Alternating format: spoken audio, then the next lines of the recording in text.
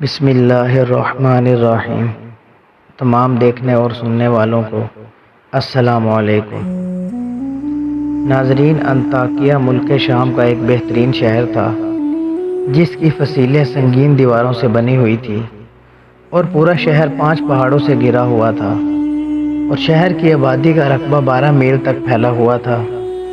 حضرت عیسیٰ علیہ السلام نے اپنے حواریوں میں سے 2 مبلغوں کو تبلیغ دین کے لیے شہر میں بھیجا۔ ایک کا نام صادق اور دوسرے کا نام مصدوق تھا۔ جب یہ دونوں شہر میں پہنچے تو ایک بوڑھے چرواہے سے ان دونوں کی ملاقات ہوئی جس کا نام حبیب نجار تھا۔ سلام کے بعد حبیب نجار نے پوچھا کہ آپ کون لوگ ہیں اور کہاں سے آئے ہیں اور آپ کا کیا مقصد ہے؟ تو ان دونوں صاحبان نے کہا کہ ہم دونوں حضرت عیسیٰ علیہ السلام کے بھیجے ہوئے مبلغین ہیں اور اس بستی والوں کو توحید اور خدا پرستی کی دعوت دینے آئے ہیں۔ تو حبیب نجار نے کہا کہ آپ لوگوں کے پاس اس کی کوئی نشانی بھی ہے؟ تو ان دونوں نے کہا کہ جی ہاں، ہم لوگ مریضوں اور مادرزاد اندھوں اور کوڑیوں کو اللہ تعالیٰ کے حکم سے شفا دیتے ہیں۔ یہ ان دونوں کی کرامت اور حضرت عیسیٰ علیہ السلام کا معجزہ تھا۔ یہ سن کر حبیب نجار نے کہا کہ میرا ایک لڑکا مدتوں سے بیمار ہے، کیا آپ لوگ اس کو تندرست کر دیں گے؟ ان دونوں نے کہا کہ جی ہاں، اس کو ہمارے پاس لاؤ۔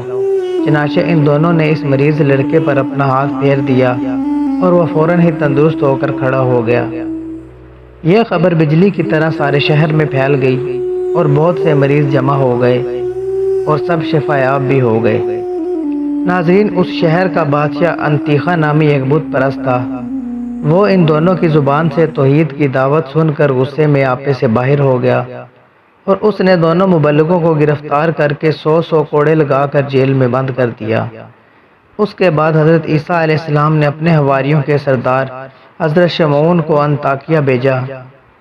آپ کسی طرح بادشاہ کے دربار میں پہنچ گئے اور بادشاہ سے کہا کہ آپ نے ہمارے 2 آدمیوں کو کوڑے لگا کر جیل میں قید کر دیا ہے، کم سے کم آپ ان دونوں کی پوری بات تو سن لیتے۔ بادشاہ نے ان دونوں کو جیل خانہ سے بلوا کر گفتگو شروع کی تو ان دونوں نے کہا کہ ہم یہی کہنے کے لیے یہاں آئے ہیں کہ تم لوگ ان بتوں کی عبادت کو چھوڑ کر اللہ تعالیٰ کی عبادت کرو جس نے تم کو اور تمہارے بتوں کو بھی پیدا کیا ہے۔ جب بادشاہ نے ان دونوں سے کوئی نشانی طلب کی تو ان دونوں صاحبوں نے ایک ایسے مادرزاد اندھے کو جس کے سر میں آنکھیں تھی ہی نہیں ہاتھ پھیر دیا تو اس کی پیشانی میں آنکھوں کے 2 سوراخ بن گئے۔ پھر ان دونوں صاحبان نے مٹی کے 2 گلولے بنا کر ان سوراخوں میں رکھ کر دعا کر دی تو ان دونوں گلولے آنکھیں بن کر روشن ہو گئے اور مادرزاد اندھا آنکھوں والا بن گیا۔ حضرت شمعون نے فرمایا کہ اے بادشاہ، کیا تمہارے بتوں میں بھی یہ قدرت ہے؟ بادشاہ نے کہا کہ نہیں۔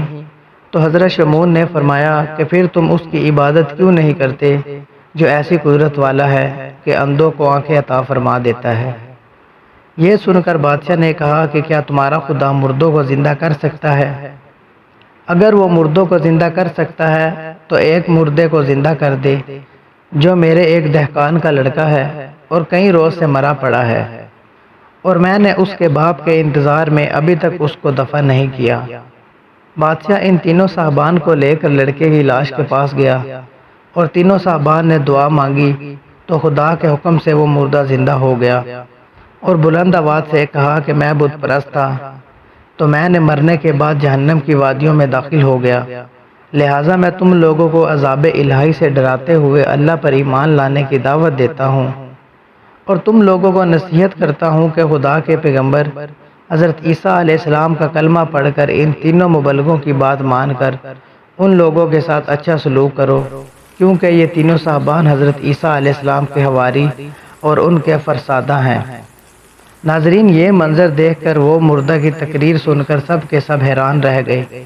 اتنے میں حبیب نجار بھی دوڑتے ہوئے پہنچ گئے اور انہوں نے بھی بادشاہ اور سارے شہر والوں کو مبلغین کی تصدیق کے لیے پرزور تقریر کر کے آمادہ کر لیا، یہاں تک کہ بادشاہ اور اس کے تمام درباریوں نے ایمان کی دعوت کو قبول کر لیا اور سب صاحب ایمان ہو گئے، مگر چند لوگ جو بتوں کی محبت میں عقل و ہوش کھو چکے تھے وہ ایمان نہیں لائے بلکہ حبیب نجار کو قتل کر دیا۔